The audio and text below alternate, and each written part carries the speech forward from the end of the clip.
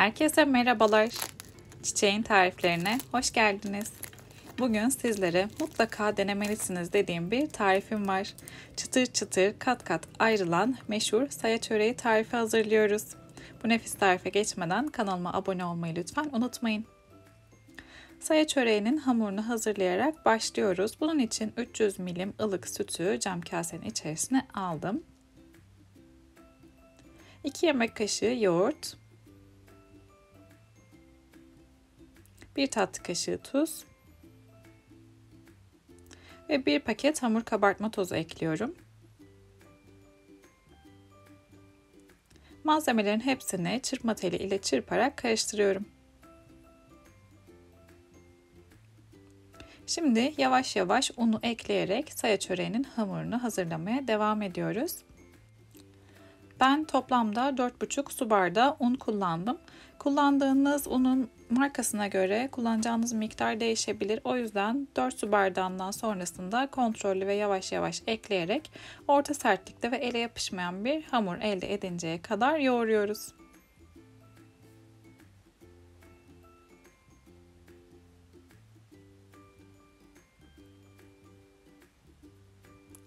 Hamuru elimle yoğurarak güzelce toparlanıncaya kadar yoğurmaya devam ediyorum.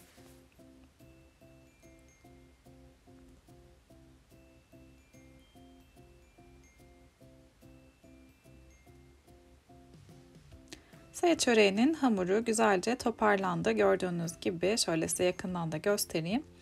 Ele yapışmayan orta sertlikte güzel bir çörek hamuru hazırlamış olduk. Şimdi onu kenara dinlenmeye bıraktım ve çöreğin arasına süreceğimiz yağı hazırlıyoruz. Bunun için 75 gram tereyağını erittim. Tereyağının içerisine yarım çay bardağı ayçiçek yağı ilave ediyorum. Ve ikisini karıştırarak yağı hazırlıyorum. Hazırladığımız çörek hamurunu şimdi unladığım tezgaha alıyorum. Ve 4 eşit parçaya ayırıyorum. Her bir parçayı güzelce yuvarlayarak beze haline getiriyorum.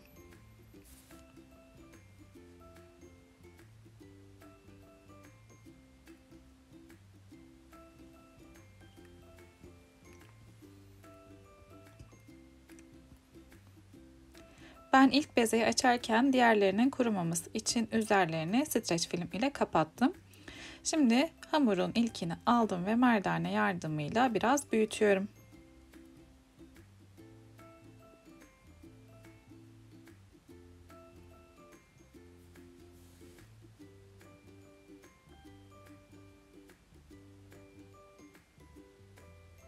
Hamuru pasta tabağından biraz daha büyük olacak şekilde açıyorum ve hazırladığım hamuru bir yağlı kağıdın üzerine alıyorum.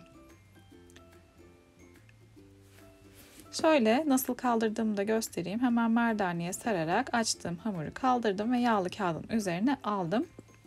Hazırlamış olduğumuz yağ karışımından üzerine döküyorum ve her yerine gelecek şekilde sürüyorum.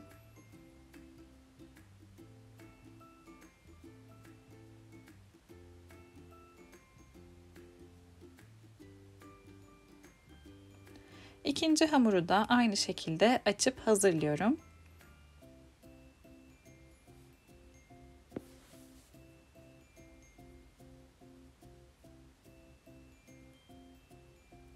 Ve onu da yağlamış olduğumuz ilk hamurun üzerine serdim.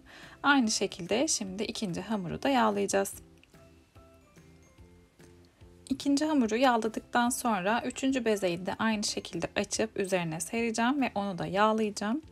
Son olarak açacağım dördüncü bezeyi yine aynı şekilde açıyorum fakat onun üzerini yağlamayacağız. Onu yağlamadan bırakacağız. Bu önemli bir püf noktası.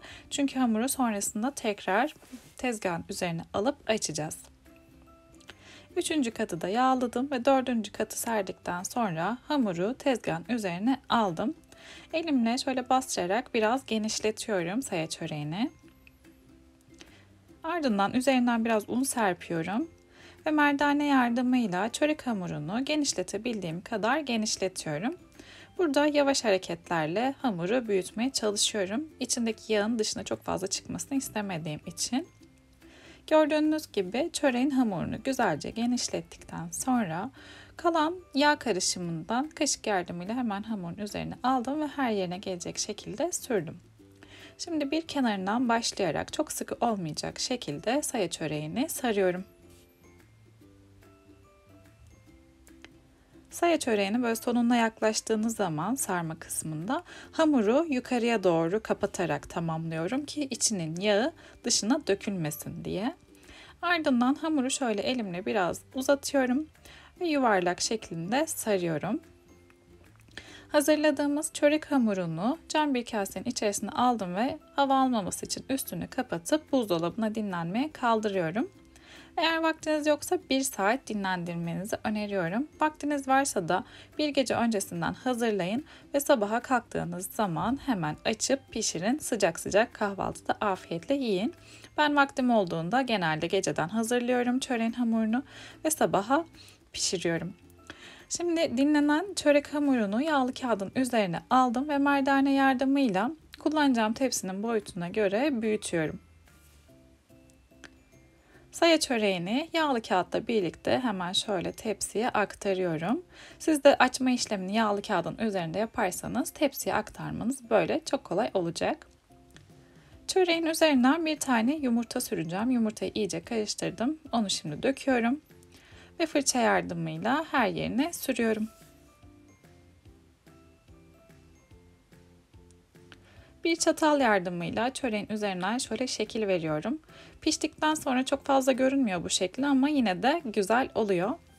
Hazırladığımız saya çöreğini önceden ısıtılmış 200 derecelik fırında yaklaşık yarım saat pişiriyoruz.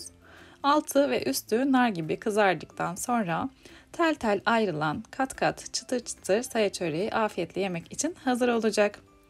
Her öğünde hazırlayabileceğiniz, ister kahvaltılık çörek olarak yapabileceğiniz, ister 5 çayına hamur işi tarifi olarak hazırlayabileceğiniz çıtır çıtır muhteşem bir çörek tarifi oluyor. Çıtırtısını duyduğunuz muhteşem bir çörek gerçekten. Eğer mayasız, kabartma tozlu çörek tarifi arıyorsanız kesinlikle denemenizi tavsiye ettiğim bir çörek tarifi. Yozgat'ın meşhur çöreği saya çöreğini denedikten sonra bana hak vereceksiniz. Hemen şöyle içinde göstermek istiyorum size. Bu arada sıcak olduğu için elim yanıyor. O yüzden hızlıca bölemedim. Soğumadan size çıtırlığını dinletip içini göstermek istediğim için. Hemen şöyle katlarını görebilirsiniz. Gerçekten yapması oldukça kolay. Maya derdi olmadan mayasız çöreklerin en lezzetlisi diyebilirim. Şimdiden deneyecek herkese afiyet olsun diyorum. Yeni tariflerde, yeni videolarda görüşmek üzere. Hoşça kalın.